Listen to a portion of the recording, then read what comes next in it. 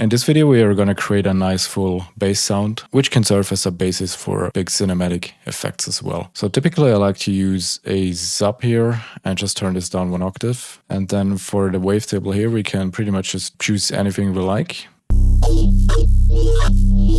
With a lot of these wavetables, I don't really like the kind of robotic digital sound that they have. So what I usually do is to use one of these modes, bend usually works really well, and change the sound with this. And then for adding movement, I usually just add a very small amount of it. It's typically very subtle because I don't like this. I'm just gonna use a very small amount here. We can also make this a bit wider, reduce the detune and the width a bit, so it's not too wide. And then we can already head over to the effects section, and what I typically do is I like to stack a lot of distortion and a lot of compression. And the more extreme we go here, the less relevant is whatever we are doing here, because the distortion and the compression is gonna change the sound so much that the wavetables don't really matter that much anymore. So we can start with this. And then just keep on stacking. And there are a few presets that I really like that I know typically work. So let's add this one as well. And just another one, maybe one that's a bit more aggressive. Add a few compressors afterwards. And I like to use these to add a bit more high-end back into the sound.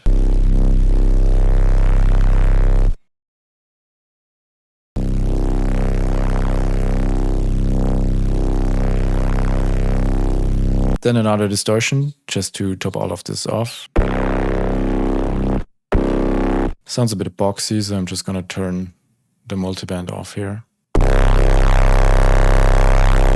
And then I typically like to add a bit more movement with a filter or with an EQ. I usually put this at the start of the chain, so all the movement is being pushed into the distortion and the compression.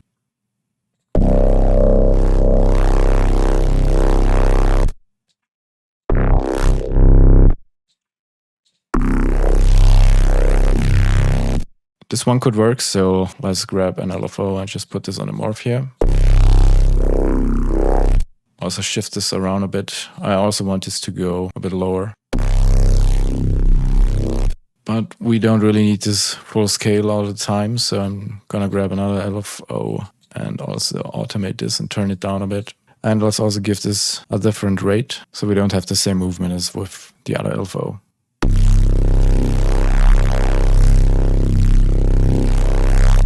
Now I can put this at the beginning of this chain and see how that affects the sound.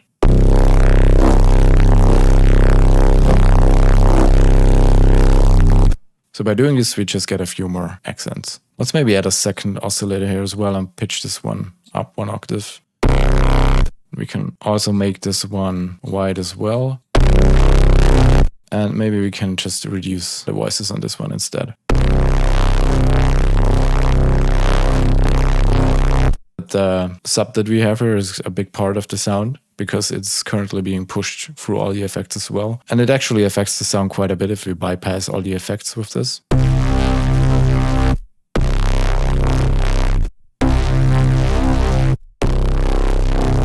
But I really like the sound of this being pushed into everything. It's also always a good idea to play around with the pitch of this because, again, this is going to change the sound quite drastically.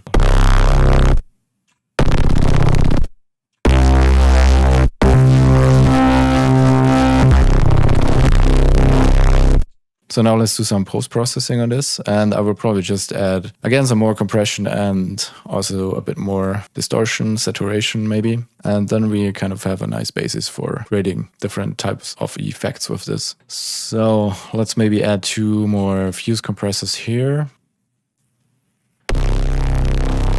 This one I really like as well. And now just a bit of saturation here. Let's use the soft sine. Then maybe another one just for the kind of inflator effect. And just use the soft sine without any drive. And just activate the soft clip here. And then we can also push this into the limiter a bit. And let's also just enable legato here so we can glide around a bit.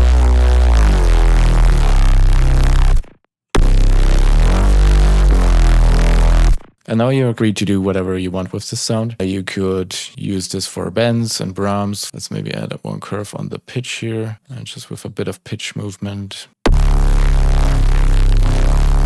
I'll set this to 1 shot and 2 bars maybe.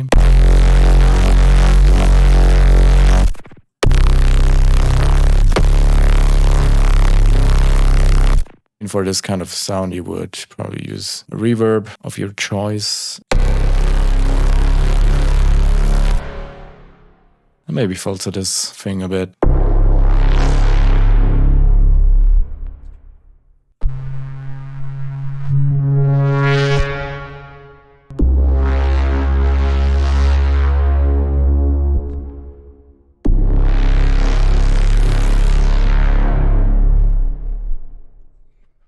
And now you can hear that the compression is working quite a bit. So depending on what kind of notes you're playing and what kind of sound you're going for, you might want to adjust the settings here. And we could also use this to create a downer, of course.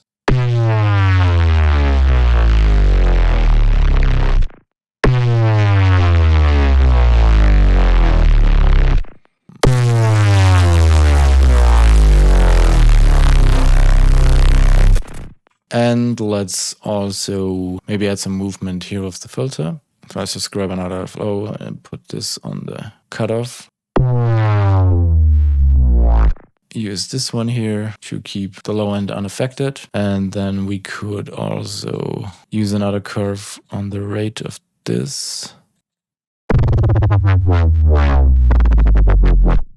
1 shot and 2 bars long. I also like to draw in curves like this, where I drop a bit faster at the beginning and then slow it down.